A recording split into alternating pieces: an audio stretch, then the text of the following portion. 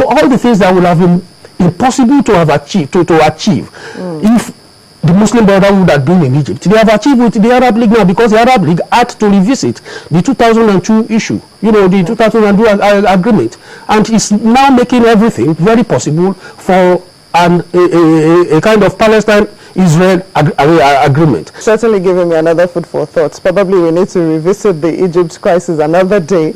But finally, a solution to the Middle East crisis has been elusive for so long. So what, in your opinion, is the way forward? And how can they get a solution this time around? It's simple. Concessions. There have been massive settlements of the Jews in West Bank. There have been massive settlements, and which is still going on in East Jerusalem, of the Jews.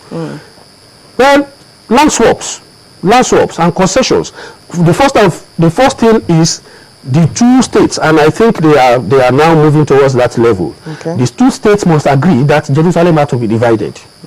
Jerusalem had to be divided. So the modalities of division, of dividing Jerusalem will have to be worked out, particularly in terms of the worship centers, the sensitive sanctuaries, the sensitive mosques, to the two groups. So except this is done, I mean, I see, that's why I'm saying I'm seeing prosper, because the two of them are now working towards this. They are warming their hearts towards this idea. And then the Hamas or the Palestine must not insist on the fact that they are going to be, I mean, there will be winner takes all. No, there shouldn't be winner takes all. They must be ready to make concessions and live together and coexist. You understand? And coexist, because it's very difficult for Israel, particularly those who are settled in West Bank, those who are settled in Hebron, those who are settled in East Jerusalem, to now say, but if you want to move, then let's do land swaps. And that will create some kind of agreement. So land swap, in terms of settlement, in terms of the fact that, okay, stay where you are or move to this side, you move to that side, and then the capital should be settled, East Jerusalem, and then the other Jerusalem. Oh, thank you so much. It's been a huge pleasure having you on Diplomatic You're Channel. welcome. Now, last week was actually a very busy week for the U.S. Secretary of State John Kerry. From meeting with the Israeli and Palestinian leaders, he moved on to Switzerland to join the other world powers seeking to reach a deal with Iran on its controversial nuclear program.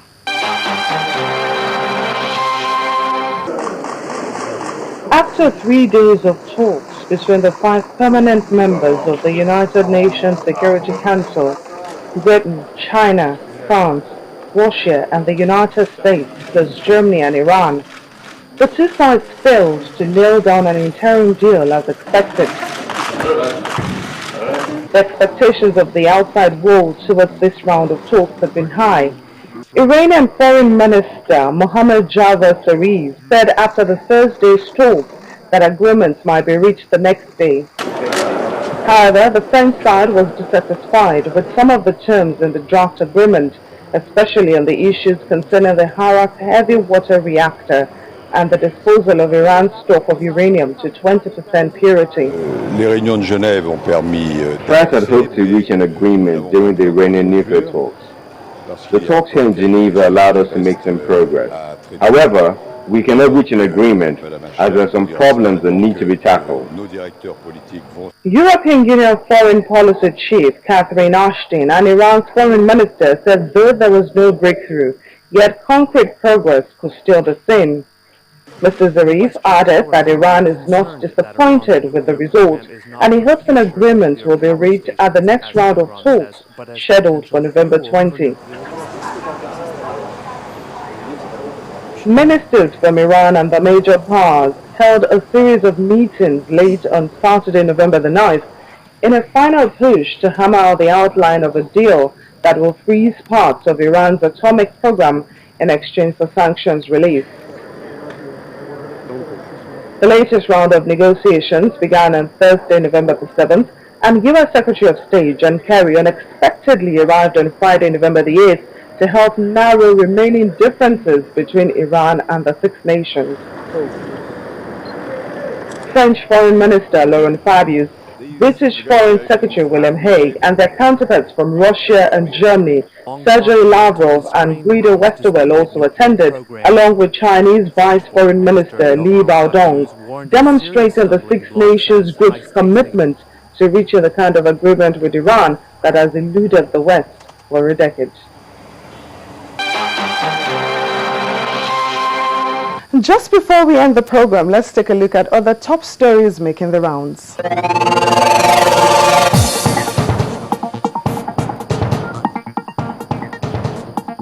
Over 10,000 people are believed to have died in the Philippines after Typhoon Haiyan swept through 6 central islands, causing massive destruction. The head of the Red Cross in the country described the devastation caused by the tropical storm as absolute bedlam. Rescue efforts are being hindered by damage to roads and airports. Iran says it made huge progress at the talks held with other world powers in Switzerland, but the U.S. Secretary of State John Kerry says Iran actually backed out of a deal on its nuclear program during the meeting held on Saturday. Mr. Kerry, however, says he hopes they can find an agreement that meets everyone's standards in the next few months. Still on diplomatic relations, after months of high-level negotiations, Syria's main opposition alliance has agreed to attend planned peace talks, but only if a number of conditions are met. The Syrian National Coalition is asking for a guarantee that relief agencies will be given access to besieged areas and political prisoners will be released. It also says that any conference should result in a political transition, but the Syrian government has rejected any preconditions for the Geneva talks. Finally, a tropical cyclone that hit the northeastern Somali region of Puntland over the weekend killed up to 100 people. Puntland's president, Abdirahman Farol, said thousands of livestock had also died and hundreds of homes had been destroyed. Some fishermen have also been reported missing.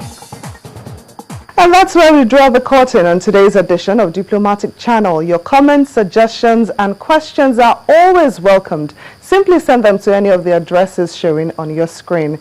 Thanks for watching. I'm Temitope Fagbemi.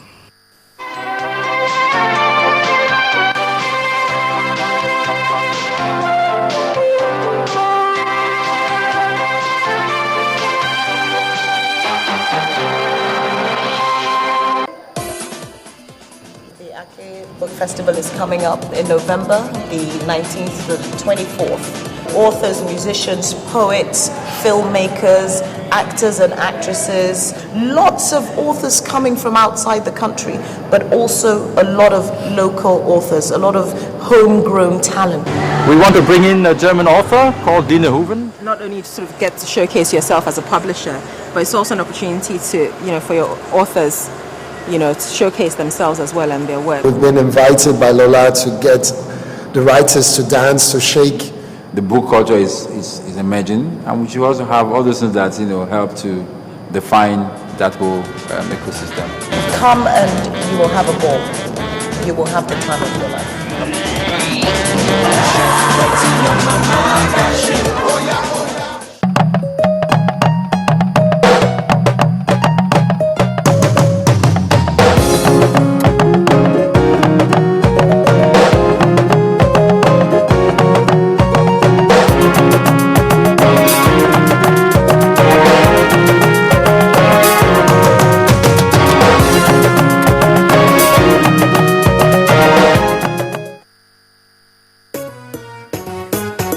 Legacy clean, legacy fine, legacy change. Oh yes. And our roads, it done dey better. Now LSPWC they do well more. The people we sabi maintain road. They don't for the macho without taxpayer money. Yes. To make our road well. Lagosians, una listen no. Make you not throw yama for gutter. No drum, make you not burn anything for road. Make you not drum. No carry heavy trucks spoil our road. No drum. No cut our road. If you don't want to wahala. No pour petroleum product for our road. No drum.